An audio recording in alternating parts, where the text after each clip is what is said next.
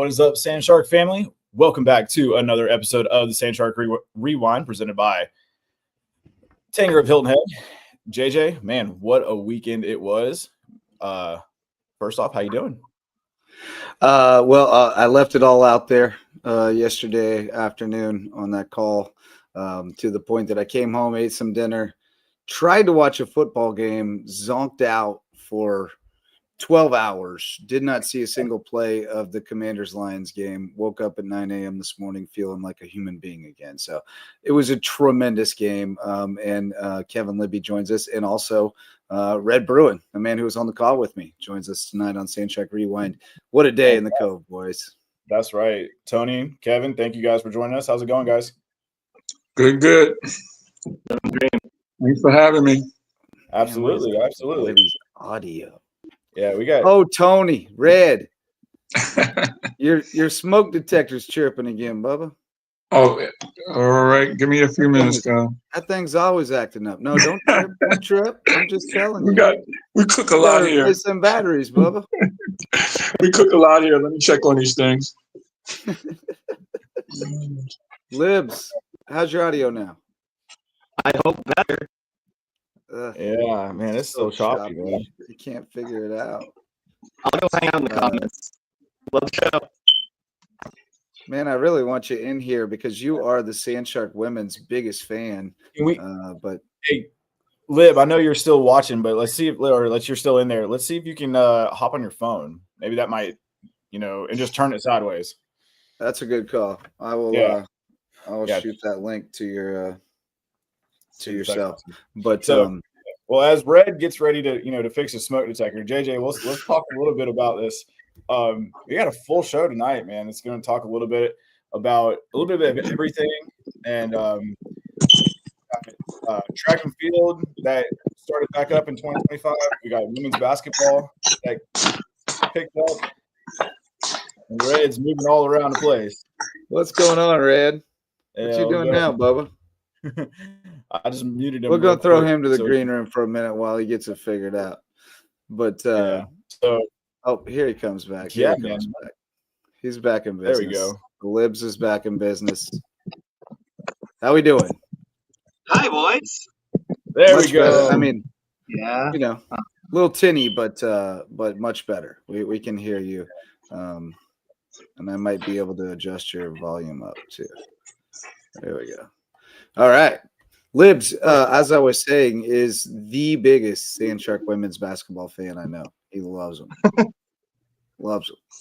There's a lot to love. He's all in. He's all in on them. All in. They played hard yesterday, man. They really did. They got after it. That's just a really freaking good basketball team that they played. The way they came out of the gate, I was impressed. Just couldn't maintain it against a team that was really skilled. Yeah, I mean, you thought about it after that first quarter where they really kind of hung with them, and then Caroline Martin, she's a graduate student. She's phenomenal. D2 Caitlin Clark. Yeah, she's incredible. And I was talking to their SID Brennan, and she's the glue of that entire Nighthawk team. And he really does think that they have national championship aspirations. And shoot, the way they're playing, I don't doubt it.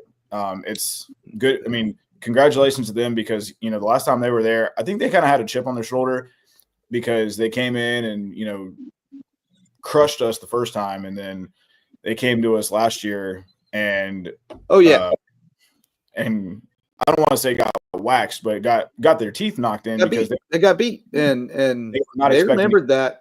They remembered that. They knew better than to take this game lightly and to come into this place without anything less than their best, Yeah. No, absolutely. So yeah, What's going on over there, That's what you got going on over there? Oh, I've got the stats update, or the stats from the track and field, so we can talk a little bit about them as well. Yeah. So I don't know nothing about that. Tell me about it. Yeah. So we've got they competed at the JDL Fast Track Mondo College Invite over in Winston-Salem yesterday. And overall, I think they did pretty well. I got a couple messages that are some other school records were broken. Deandra Brown broke the indoor shot put record, and she's more of a jumper and a sprinter than she is. So, I mean, that's saying something that she's able to do something. And shout out to Coach X, man, who's been with the program for many a year, and he's done a great job of getting some school records broken and taking care of some business. So, yeah, Bryson Shears and Samuel Mitchell both finished with 7-second 60 meters in the prelims.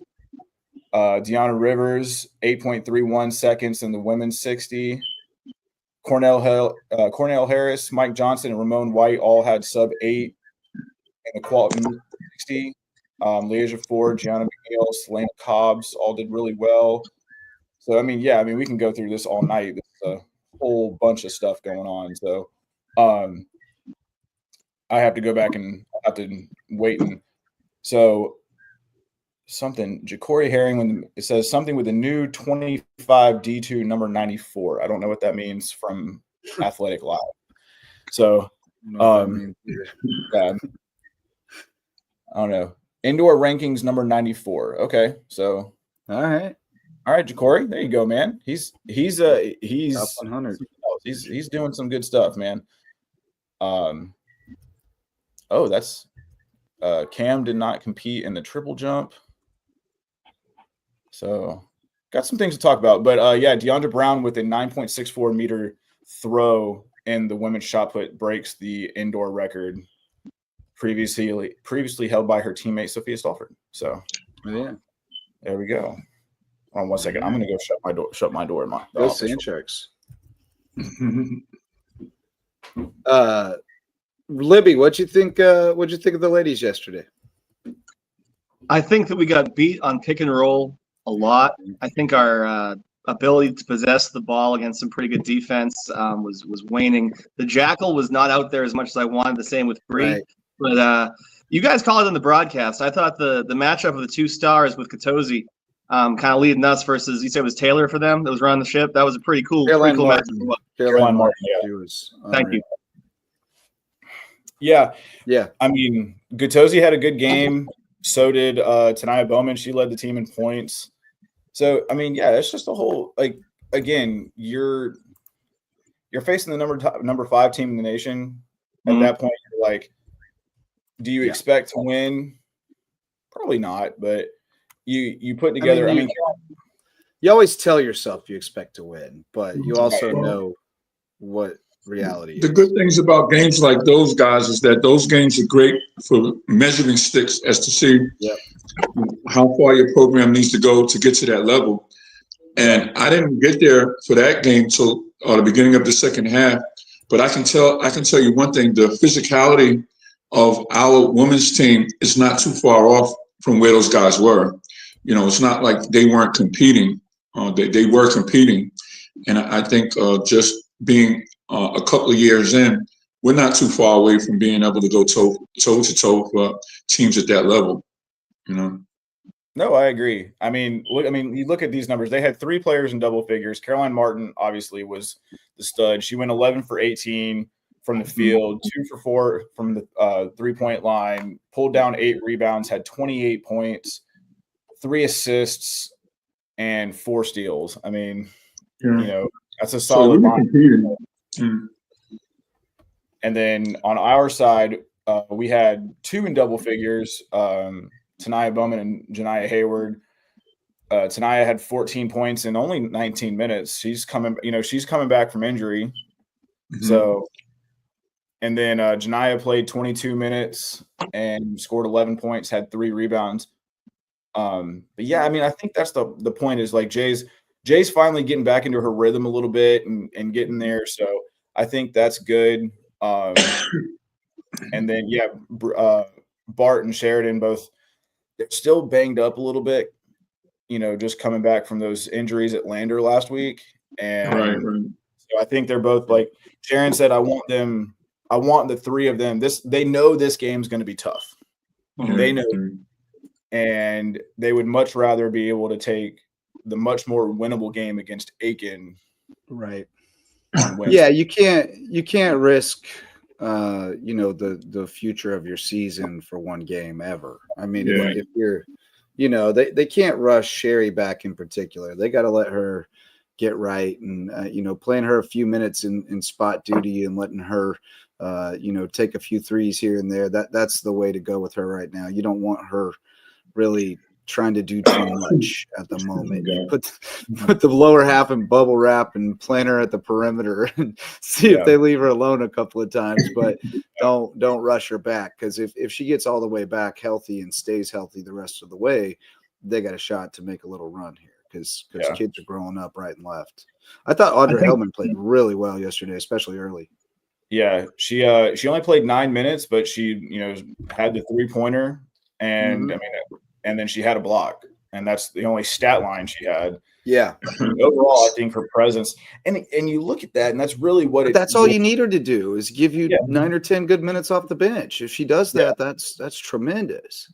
Yeah. And I think that, like, again, some of these kids, like last year, where Maddie and Maddie played maybe her best game yesterday. I don't know if the stats show it. I couldn't even tell you what the stats show. I just know what I was seeing from what I got to see of it.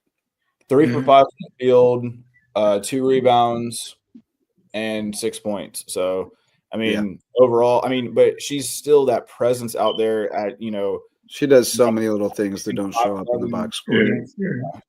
It's just keeping loose balls alive, diving on the floor, and always taking on crazy hard assignments on defense. Yeah. She's tough. And we've said it 100 times now on the show since the season started. She's not a 4. She's a 3. No. And so she's now she's changing her game. She's been thinking that she was going to get to be, a 3 and take a little bit more mid-range shots, and she's having to play the 4. Her and Shania are both playing out of position. The true 5 that we have is Brianna, and she's still a freshman, and she's still getting her legs underneath her and learning. And Aria, I would say Aria is a 5. Yeah, and Ari, yeah. And Jada I consider more of a 4. So yeah, I agree. And you get out there, and it's all going to come together at some point. You come in, if you look a little bit ahead and you look to the future, Sherry's not going to be here, Ari's not going to be here, and Bart. So you're losing those 3 seniors right now, but you get Primo back full-fledged, and she's got the basketball IQ, runs the point so well. We miss her so much more than people could ever realize. She was the catalyst last year in a lot of ways. Yeah. And then, you get Jay, hopefully Jay stays healthy, and you get her for a full year next year. You have Lydia for 1 more year as well. Yeah. So you look at all these pieces, and they're coming together. Courtney Cox or what's her name? Courtney Campbell. Yeah, I was going to say, who's coming from the South End, Kevin Libby? Yeah. He's a big Courtney Campbell fan as well. Yeah. Courtney Cox was in that music video "Dancing in the Dark" by Bruce Springsteen. True. And in a little show called Friends, and Scary Movie. Don't forget Scary Movie. Yeah. I think Bracken makes a really good point. Bracken identifies what I call the big 3, which is Gatozi flanking Sherry and Bree, and I recognize that 2 of those 3 are going to be graduating. But we got 12 games left, and I know Red talked about he likes to do a lot of cooking. What I would like to ask Tony Bruin is, Red, what would you do with an offense like that when they're all healthy? What do you think they're capable of in terms of stretching the floor when Sherry, Bree, and Lydia are playing together, as opposed to when we got some of those kids hurt? Yeah, I think at that point they'll be able to do a lot more motion. And me and JJ joke a lot about how the boys got the formula down. When 3 or more score double figures, the percentage of wins that they have, and I think that will translate to the women's team as well. If they can get 3 people scoring in double figures, I think that will make them a much tougher team to stop and have to key on. You get more motion. Yeah, and it just opens up everything inside. Everything's really condensed inside when you can't hit that outside shot. But no, the women are playing tough, man. They're grinding. Again, I think they're just kind of. Last year was such a. It wasn't a lost year by any means, but like it was such a Murphy's Law year that it's almost like they're a year behind the guys, like they didn't get a full year of development in. And so, I feel like next year is going to be the big breakthrough year for them, which is unfortunate for some of those kids that are seniors and will be moving on. But that's the nature of the beast when you come to build a program. You may not see the payoff until after you're gone, and you kind of know that when you sign up. Yeah. Well, I mean, we've talked about it a little bit before, how, college basketball or college sports in general right now, you're looking at it. I guess you can kind of look at basketball because there's only, a limited number of players that you can have. And everything the injuries that have happened, the season ending injuries have really hurt kind of the game plan that Sharon and Brady have probably kind of you think play. Because, I mean, realistically, had Sheridan not gotten hurt last year, her money comes off the books. You're able to go out and spend a little bit more money to get somebody else. That's a very real thing. Like USCB is not dealing with the kind of coffers that we talk about at the higher levels. You got there's no NIL yet there? Man, hey, they got Influxer, so the kids are making a little bit of money by selling their gear. Okay. But it's a start, right? That's a start. No big deals yet, but I mean, so you keep Sheridan on the books for another year. Lydia, the same thing. Her money would be coming off the books this year, along with Bart and Shania and Ari. But now you're only technically losing Sherry, Ari, and Bart and Shania. So you're losing 4 of the 5 kind of core players that you lose Shania, and then you're like, okay, and then that money that Primo was going to be a senior year this year, or next year. And so now you're having to defer some money. Right. So now you're like, okay, so Sharon and Brady are going to have to come up and get a little bit more, I mean, obviously I'm a Braves fan. Yeah. You got to Alex Anthopoulos a little bit and get the kids to sign those 8-year, $100 million contracts like they did with Acuna, those friendly deals. And we've lost a couple of recruits on there. There was a couple of shooting guards who came on a great visit.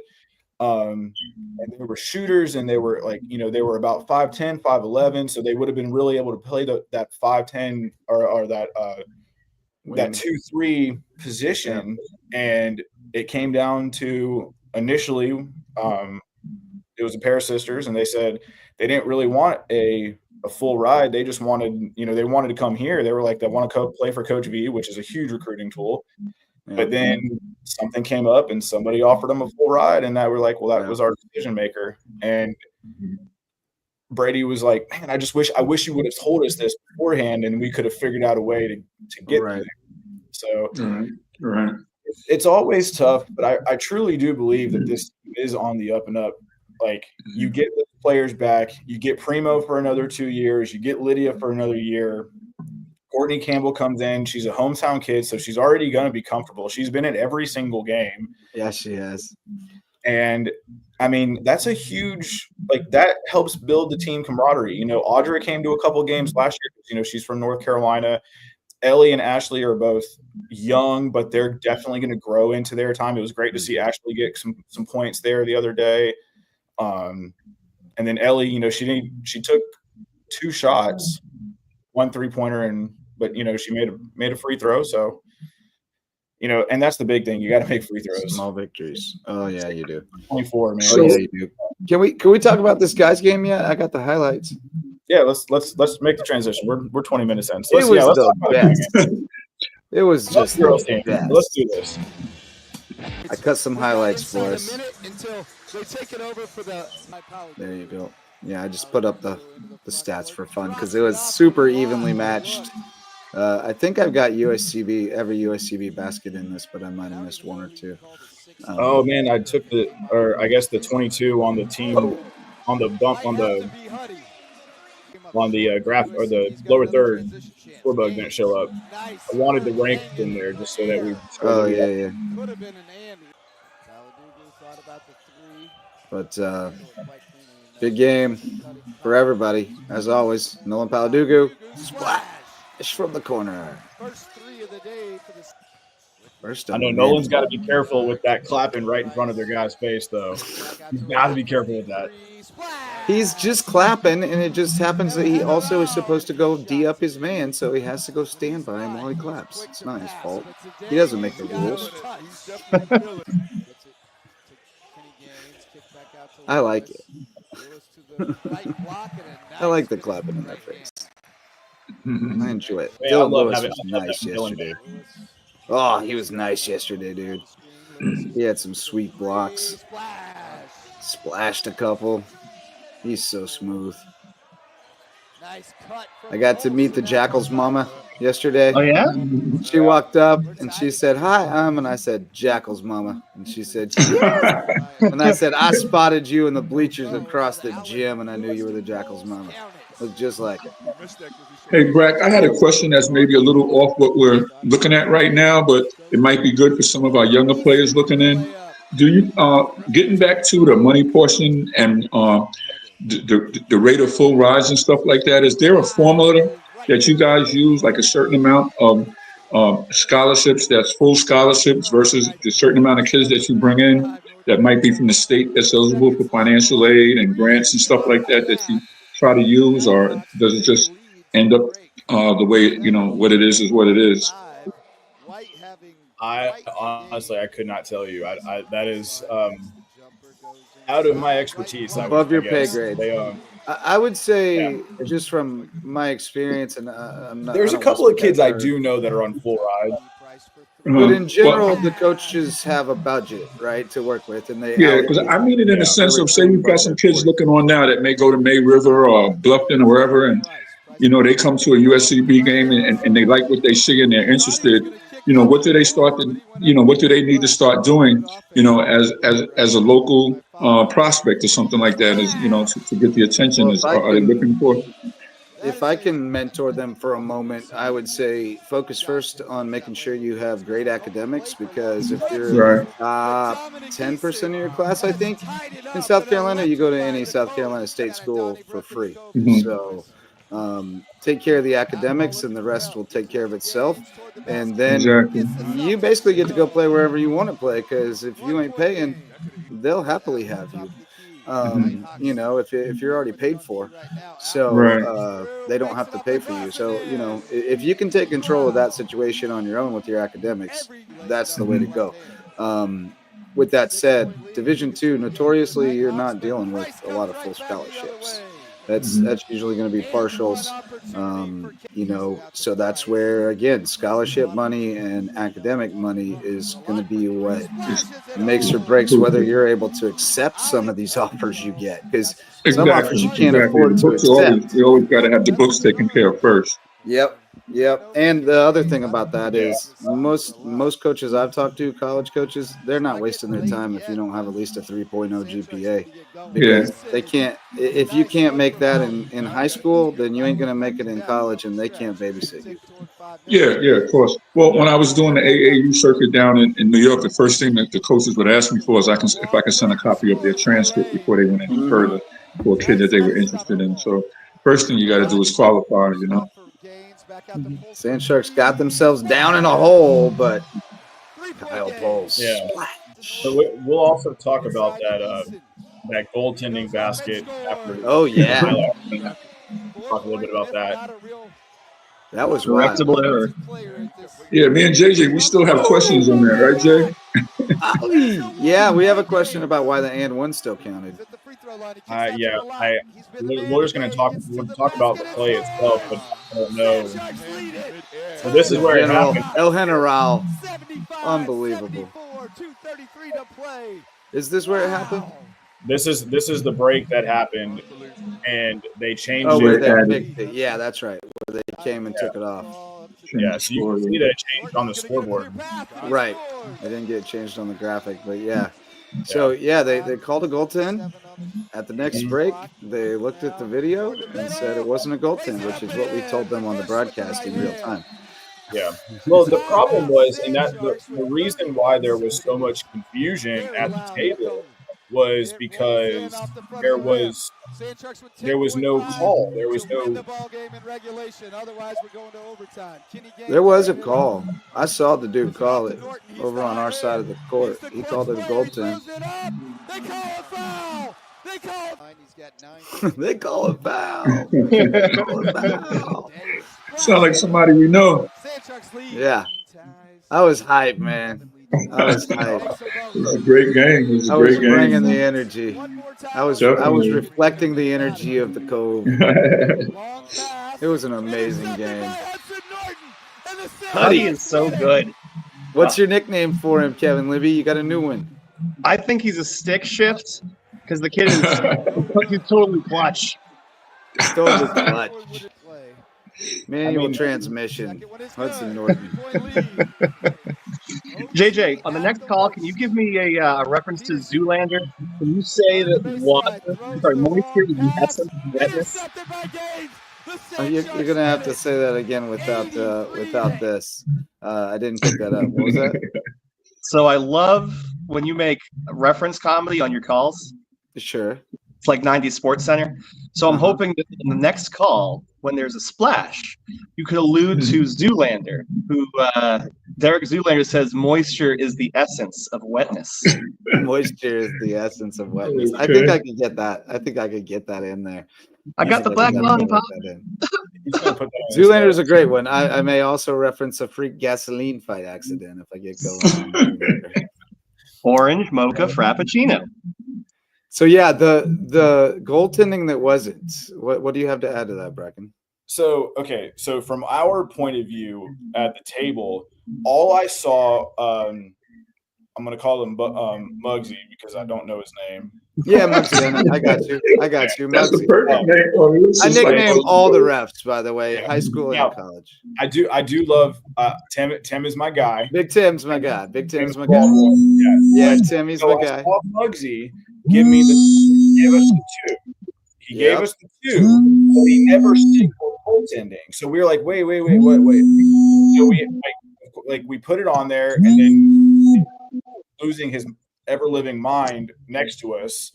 Yeah. And pushing the scorers table back against Holly and John Meckley. They're like, oh yeah, he was not having a good day.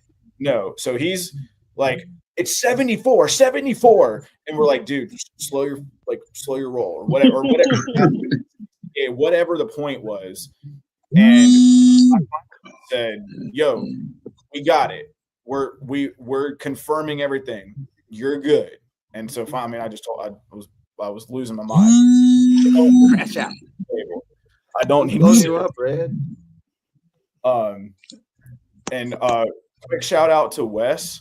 I know he's not here tonight, but he and Donald have got a good thing going with the inputter and the spotter. And you're sorry you had to get caught up in it. I don't want to do it. It's so hard because I get caught up watching the game because I'm sitting there trying to do my job and write out the story as it's happening. And I don't. But so if you got shorted an assist yesterday, it's Bracken's fault. I mean, I don't think it was. I mean, I was giving assists out, good assists, I think. But like again, candy? Yeah. But anyway, so they come over to the table and they talk about it, and I'm listening to Tim, and they're like, they had to talk to each other first about whether it was goaltending or not. So the whole question was, the only reason that the thought process of that and one came up was that you would have, like you said it on the broadcast. So then it got Brendan, their SID, texting me and this, that, or the other. So in actuality, when Donald and I talked about it, the score could have been 80, or it was after Hudson made the free throw. It would have been 82, or the two free throws, it would have been 82-81 had he made. That was the situation. So I don't know exactly. Donald would be a better job at explaining that. But I mean, you take it off, but he made the and one. So does he get a second free throw? Because it would have been a dead ball free throw. Right. So they did call a foul. So yeah, he would have gotten a second free throw. That's the thing. So they got one, Yeah, so I don't even know what to make of that, honestly. Yeah. Like that's one of the weirdest things I've ever seen. Thank God it ended up a 3-point game, so it didn't really come into play. Right, exactly.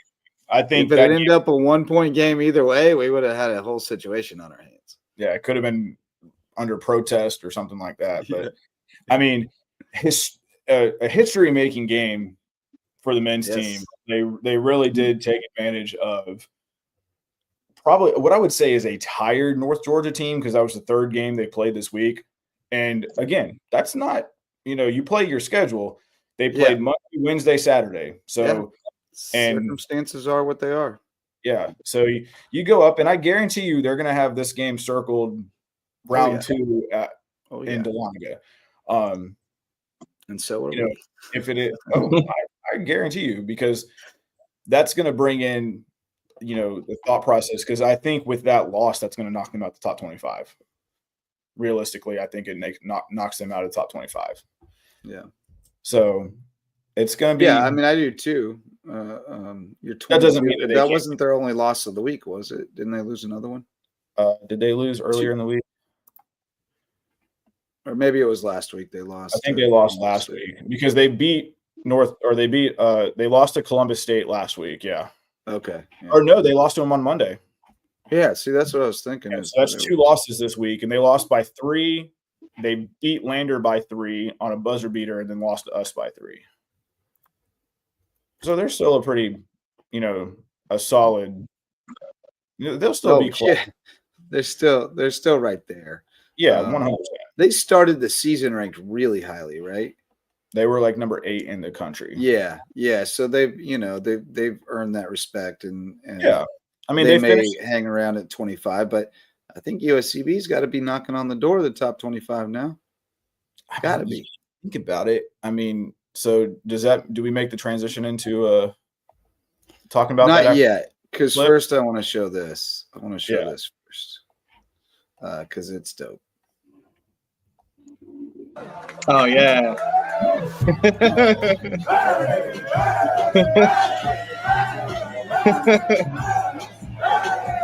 Got to cool them off. I love a locker room dance. Cool them down.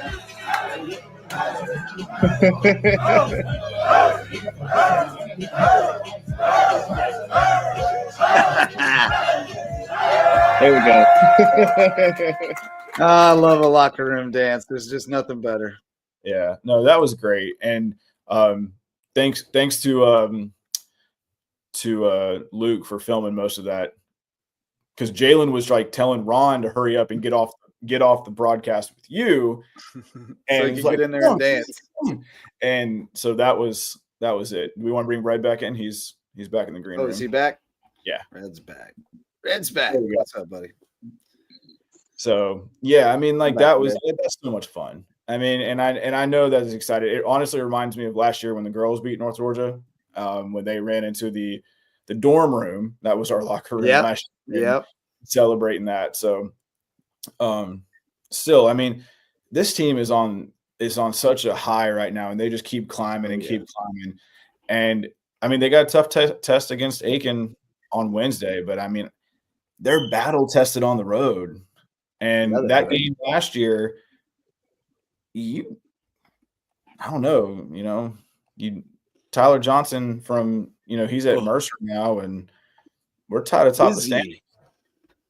He's over there with Marcus Overstreet, huh? Yep. Yeah. Yeah, they teamed up. But yeah, we are. Here we are, boys, tied atop the standings, along with Columbus State and Augusta. Mm-hmm. Coming to our place yet. Yeah, Augusta hasn't come to the Cove. They're 0-1 at the Cove. Columbus State's 0-1 at the Cove. No, I can't wait till Dip come back. Oh man, Dip's gonna lose his mind. Dip's gonna get. I guarantee you, if he doesn't get a tech or he doesn't get thrown out of that game, I mean, he's a prime subject. He better not play defense on KG again, because I'll lose it. We still have that clip of him playing defense against him last year. I got to tell you though, guys, the adjustment that Coach Ron has made with Outer Street not being there has been kind of seamless. I think when I used to go see them play with him, they were kind of inside out. Now they're kind of outside in. You know, they look for the open three first, but then they'll penetrate and try to dish off or pick and roll. But they were a lot they were a lot more. They used to pound it into them pretty consistently, but they made the adjustment pretty much seamlessly. Which is good too. You know, they're running just maybe even a tad more, if you can believe that or not.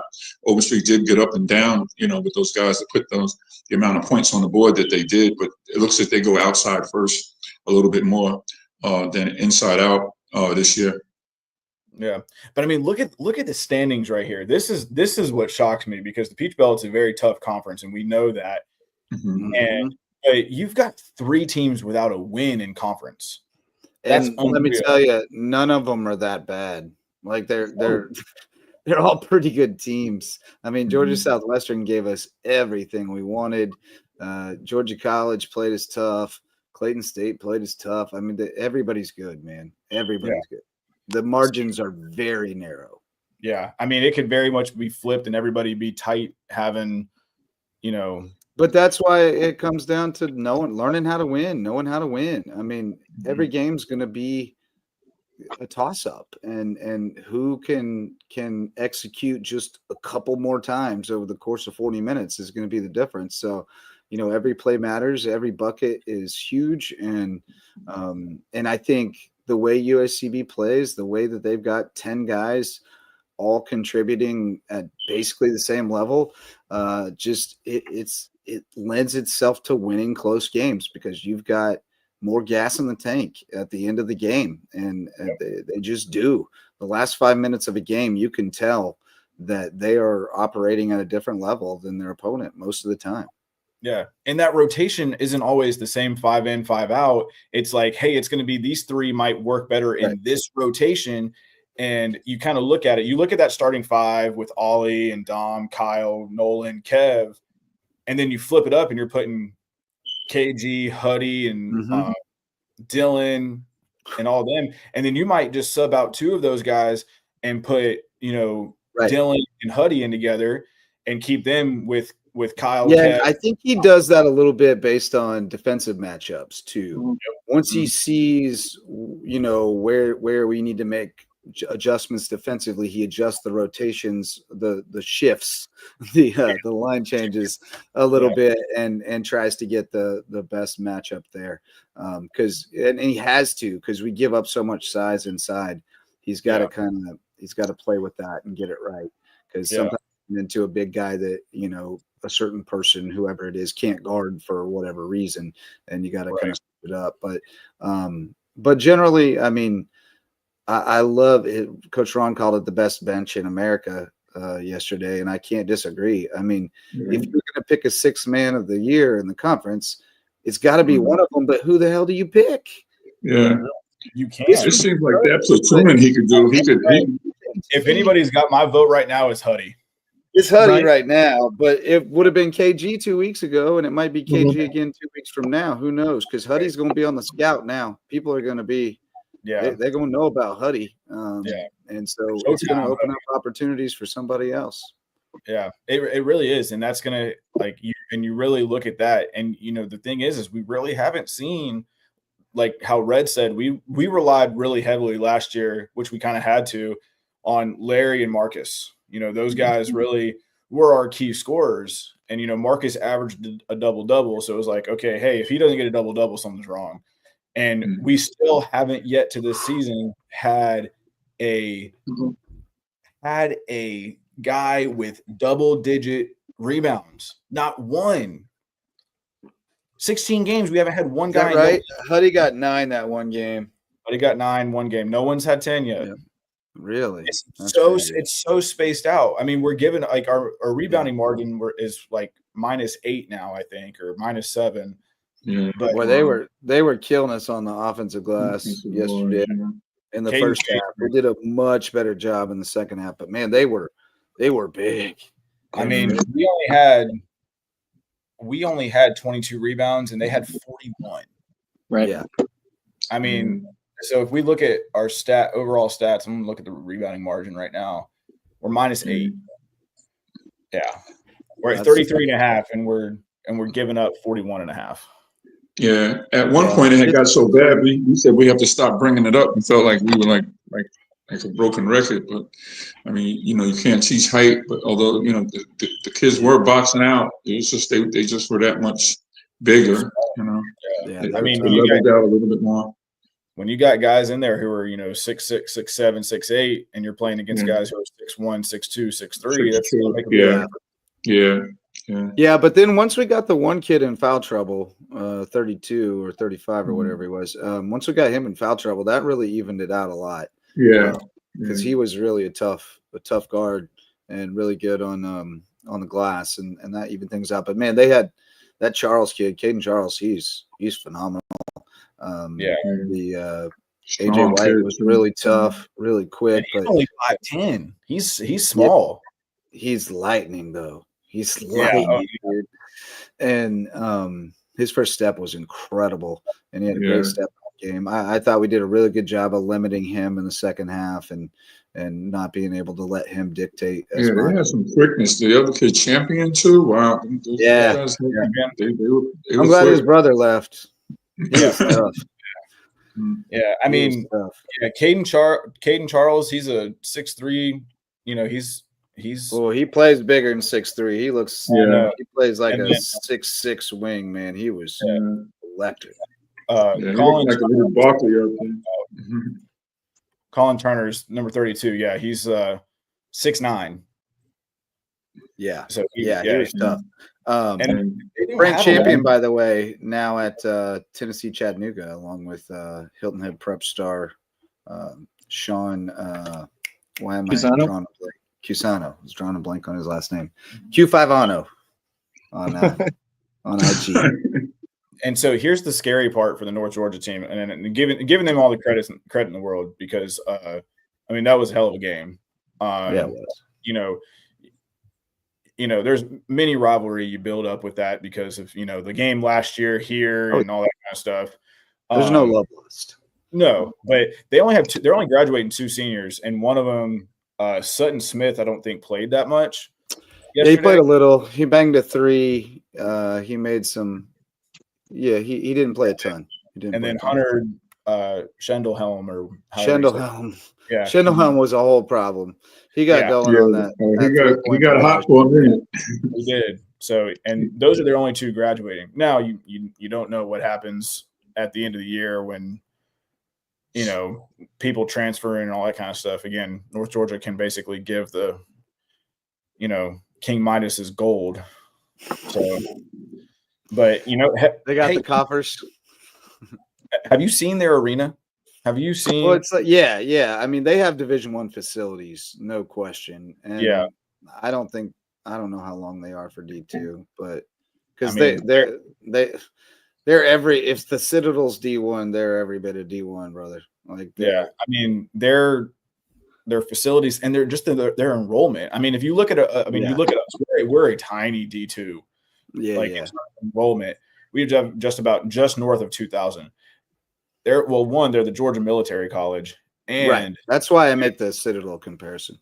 Yeah. And they've got over 18,000 students. Yeah, I mean, they're 9 bigger than us. I mean, so I don't think they're long for D2. I really don't. I think the SoCon's calling for them pretty quick. Mm-hmm. That and Augusta. I think they're both. Augusta's got Division I facilities too. It's beautiful. And they've had D1 golf for years and won D1 national championships in golf. So, I think the SoCon's probably calling for them at some point as well. I think so. I mean, if I'm right, I don't quote me on this, but I think the transition from D2 to D1 is a 5-year transition. Yeah, and that sounds about right. That's a real.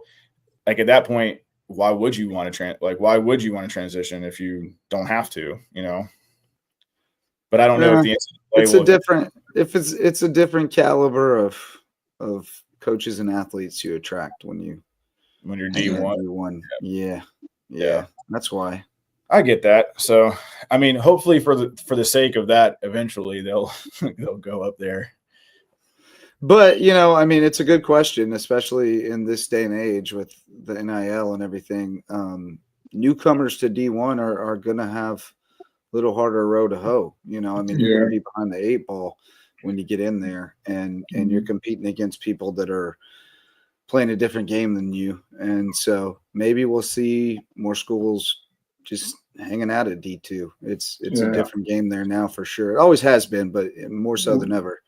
And well, I know a lot of things are going to change because you don't even know if the NCAA is either going to be either not relevant or have to get in there and put some kind of regulations on this NIL, because it's got a lot of potential to just get out of control. You know, it's really no control on it right now.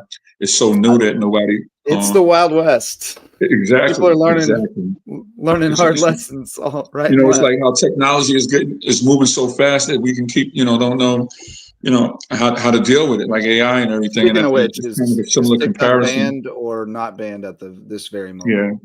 Yeah. Wait, what was the question? TikTok, is it banned or not banned at this very moment? It's not banned at the very moment. Well, technology is changing. You couldn't pull it up today. TikTok was banned earlier today, and now it's not banned again. Yeah, I thought it was. I was going to say. I thought they said you couldn't get it earlier today. Oh yeah, for like 30 minutes, the world was ending. Oh, 14 hours. There was a lot of depressed kids walking around. 14 hours? It was that long?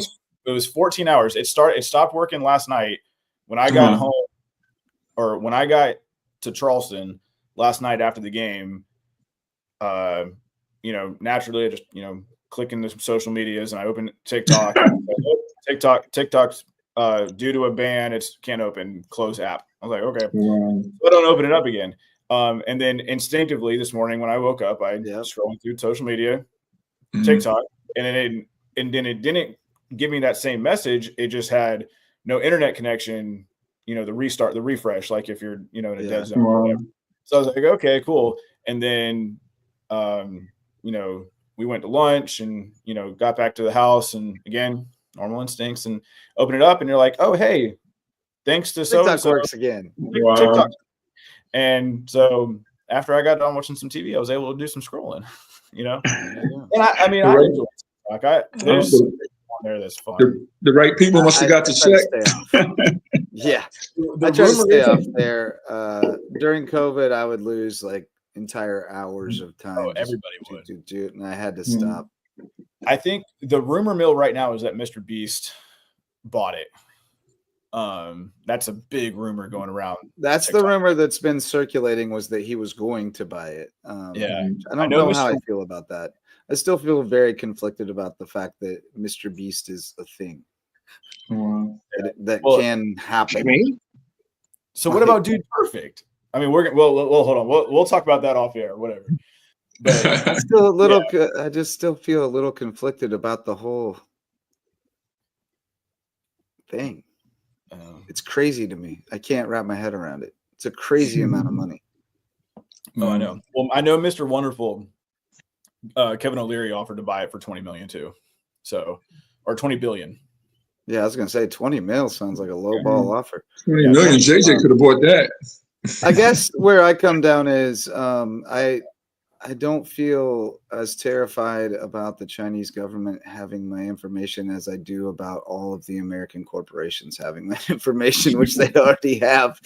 So, and quite frankly, all of the U.S. government for that matter. Like, there's a lot of people in there that have my information that I don't trust any more than the Chinese government. So I say we just let the TikTok go. Whatever. They're harvesting our info. They'll find it some other way. So Elon Musk has all my info. Mark Zuckerberg's got it all. Might as well let the Chinese government have it too. Zuckerberg's definitely got mine. So let's go into our final segment that we've kind of made into our ending segment of the night, and we'll talk about this. So last week we had our voting. We talked about this a little bit. So we kind of had to change it up a little bit because Lenora Ryan got crushed late Sunday night after we sent in our votes already. So our top three changed last week from what we initially said. So it came into Lincoln Memorial, North Georgia, Lenora Ryan. What we talked about was Pembroke, USCB, Columbus State, USC Aiken, Augusta, Coker, and then Chowan is the way we rounded out our top 10 that we talked about.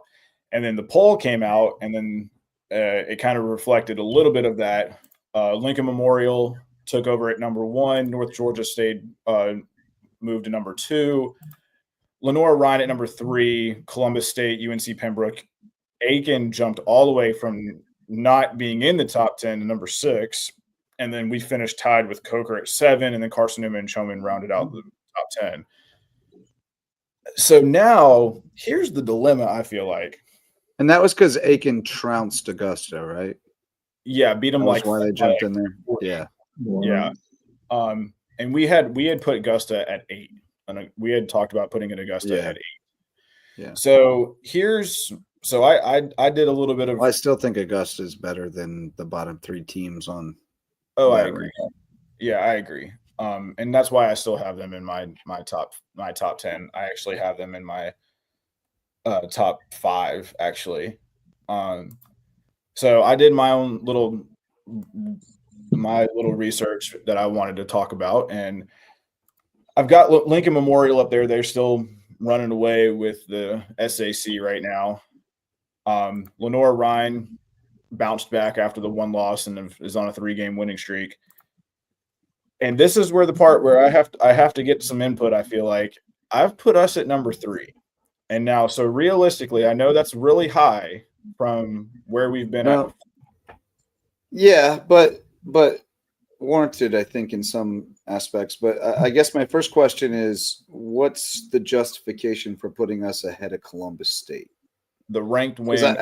I think I would still have Columbus State as the top team in the conference right now. I put us the ranked win. My thought process was the ranked win over a top 25 team. We've won 5 straight, and they don't have one of those. No. All right. Yeah. So that's what. And then they just hammered Aiken by 20. Yeah, and they just beat the piss out of you. They won at North Georgia. They only lost by 4 at Augusta. They won by 5 at Georgia Southwestern. I think I would have Columbus State ahead of us. And I mean that's you can make the justification. They got one game ahead of us in overall record.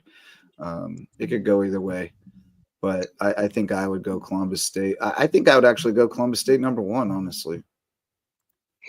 And then I'd go Lincoln Memorial, and then I'd go USCB, and then I'd go Lenore Ryan. And then I go Augusta, Aiken, North Georgia, Chowan, and UNCP. So I took Aiken out of my top 25 or my top 10 after getting trounced by Columbus State. Yeah, I'm not. I think it says more about Columbus State than it does about Aiken, but so the way I rounded you got Lander in there, like because Aiken and North Georgia are about the same to me, and then I have Lander at 10. Okay, so you got them ahead of Aiken. See, I don't know that I agree with that. I'm going by off of like what they've done recently and their wins Sure. and their losses. Like I mean, the loss to us with Lander was only by 3 points, and then they beat Clayton State, who hasn't won a game, and they lost at North Georgia by 3 on a buzzer beater. I mean, it was AJ White hit the buzzer beater, and then they beat Georgia College in overtime. So I mean, they did beat Aiken by 10 actually earlier. So that's very justifiable. So that's kind of where I was looking at it. Like Aiken's lost yesterday. So again, there's only 2 teams worth even considering here, and that's Coker's lost 4 straight. They've dropped out of my top 10. Yeah, and I told you about Carson Newman a long time ago. Yeah. So I mean, I got Carson Newman because I have Carson Newman at 9. I can put them replace them with Aiken, dude. Aiken's better than them, and it's not close. And so, okay, well, I mean, I would put 5 or 6 teams from the Peach in my top 10 right now. Would you keep UNCP? So Chowan beat UNCP by 1, and then Chowan lost on. They beat UNCP on Wednesday, lost to them on Saturday, or lost on Saturday. So I still have. Wait, who'd Chowan lose to on Saturday? Not in conference. No, it was in conference. Well, then it must not be updated on the. Oh yeah, they lost to King.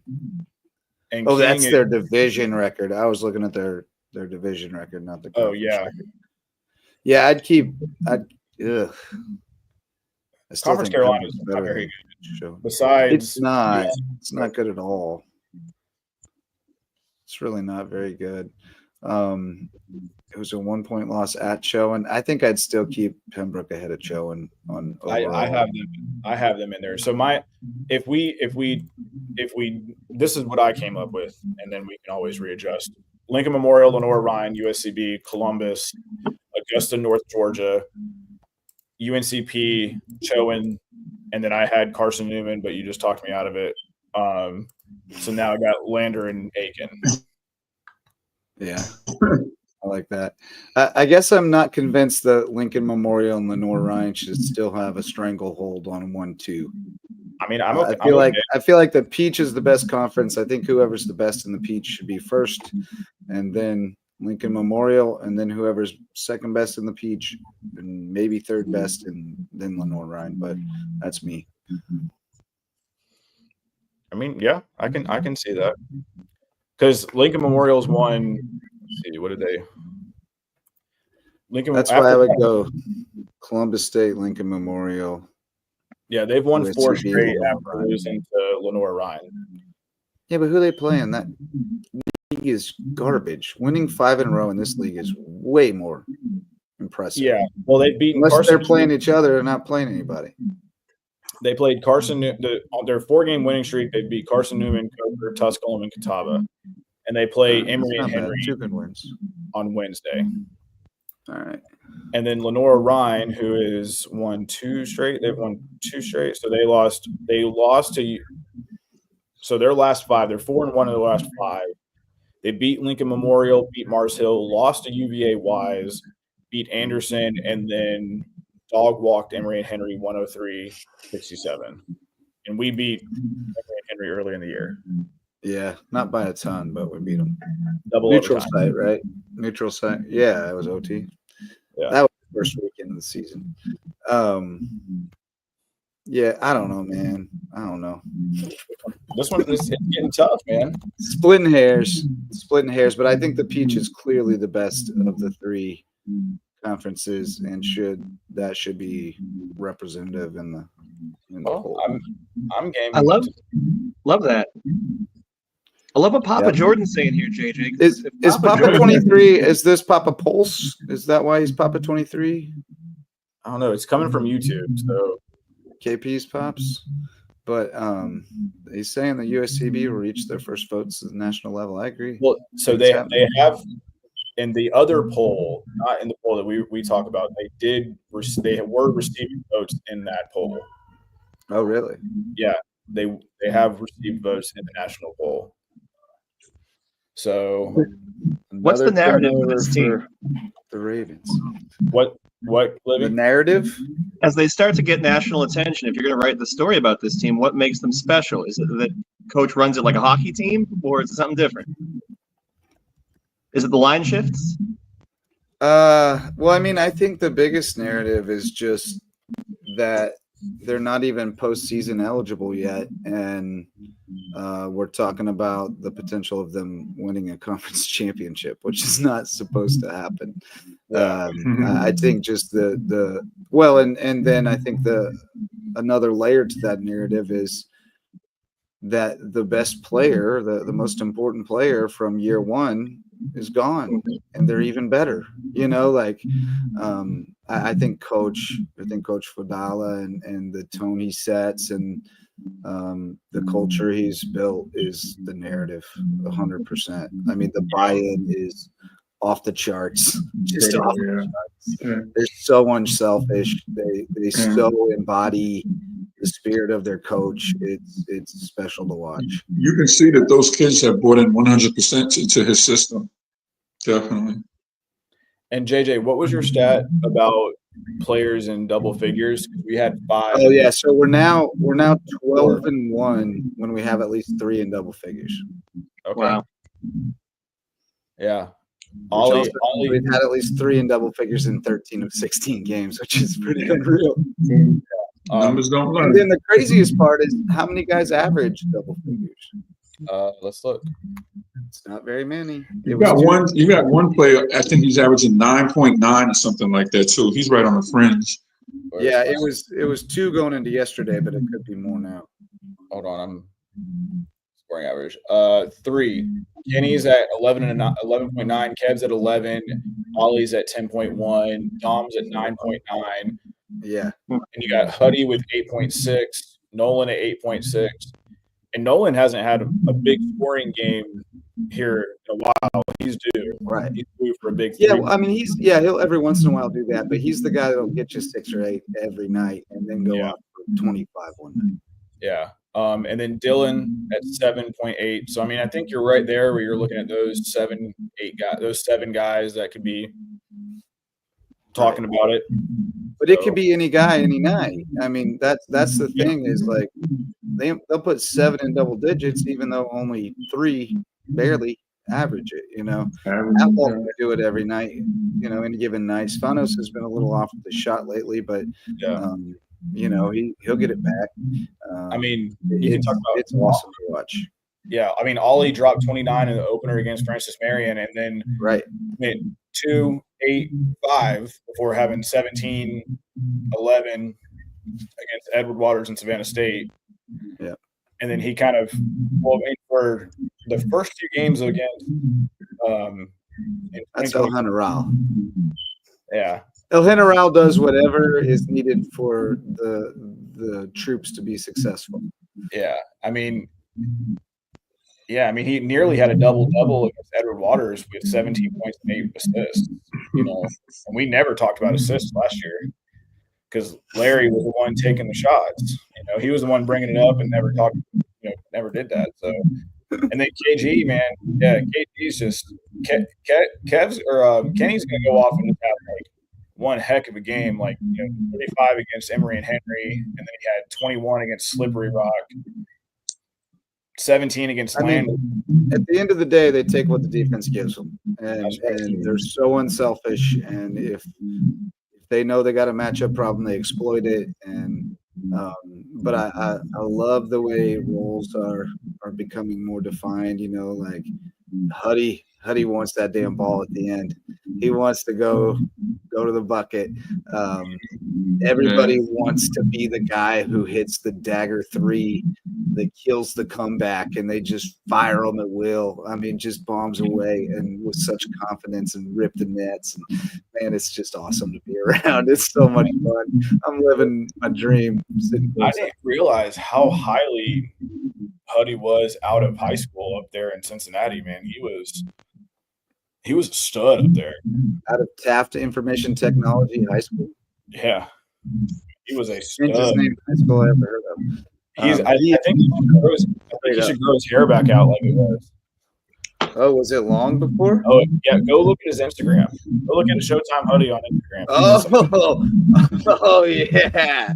He looks like homeboy from Dazed and Confused in this photo. This is great. I gotta get this up. Right, all right. Look at this. Look at Huddy. Yeah. Yeah, man. Oh, that's so great. Yeah. I gotta find more of those. Go look at his Instagram. They've got highlights of him before all the tattoos and everything too. So oh man. That's funny. But I gotta find more. I mean, I feel good about this week's poll. We'll see. I definitely think we break into top 5, whatever the other voters do. But we'll see.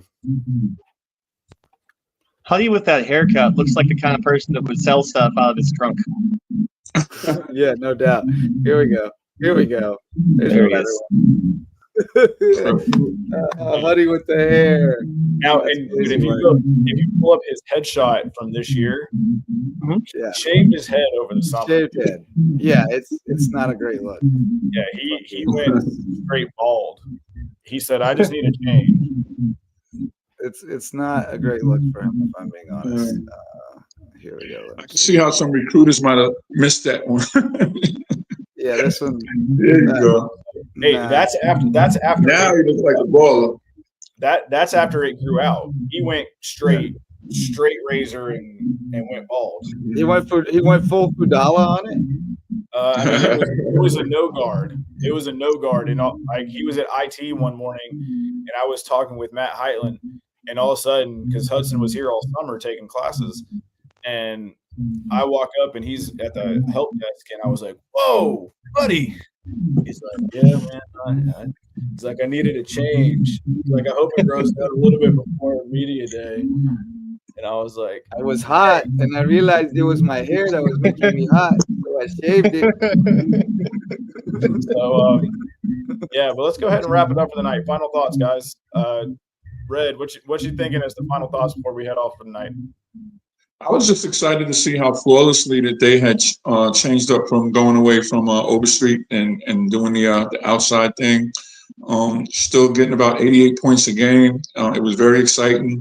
Looks like the crowd is as big as ever, and I just love to see how this program is shaping up. I'm happy to be a part of it. I mean, I had to sit JJ down sometimes. He was jumping out the seat at the end of the game. I mean, it was really exciting. And when you start knocking off top, ranked teams, it can do nothing but help enhance the program. I love it, man.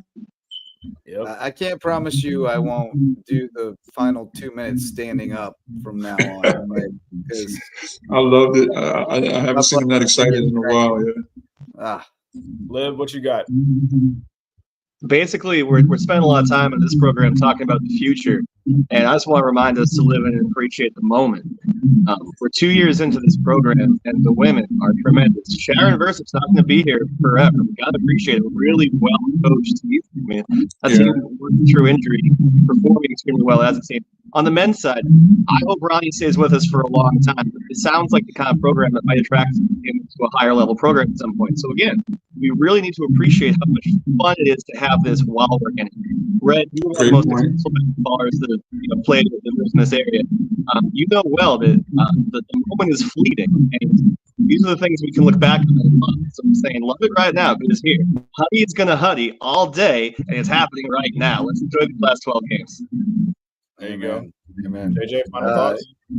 Yeah, I'll leave us on this. Tremendous meal yesterday. The buffalo chicken tenders served me well. So did the Hertberg sliders. That's what I'll call them, half hot dogs, and the barbecue pork sliders.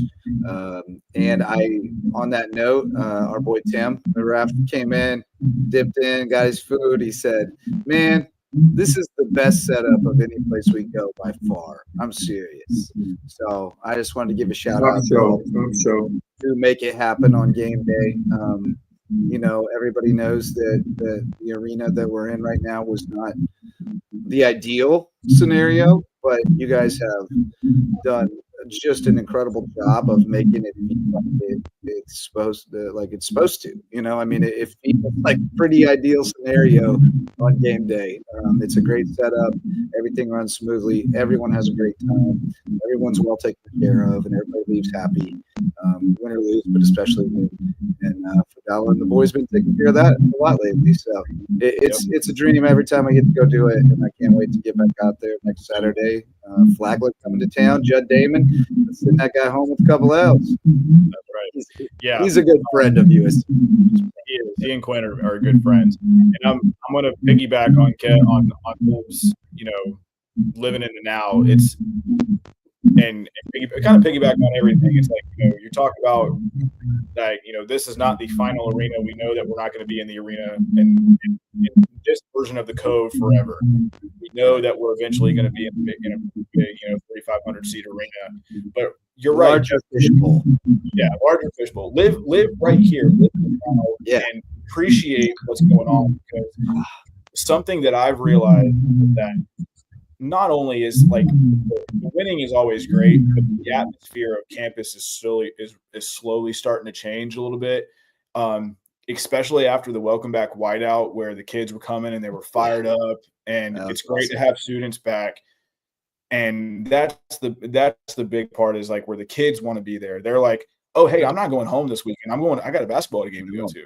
Like, yeah, we got a basketball game. Can't go home. The team who won the mattress racing in the men's game, they were all there. They were having a great time, and everybody was contributing and making code the atmosphere that it is. And that truly is what makes it great. Of course, winning makes it a whole lot easier and a lot more fun. But it's a full circle moment. You know, JJ, you and I talked about this years ago about when we wanted to start basketball. So, yep, I'm a dream, man. It's a dream I have dreamed. That's right. Well, thank you guys for tuning in. A little bit longer episode tonight, but that's okay. We always love it. So for Tony Red Bruin, Kevin Libby, I'm Bracken Everett, and as always, keep those fins up. We will see you next week. Have a great night, guys. All right. Thanks, guys. Peace.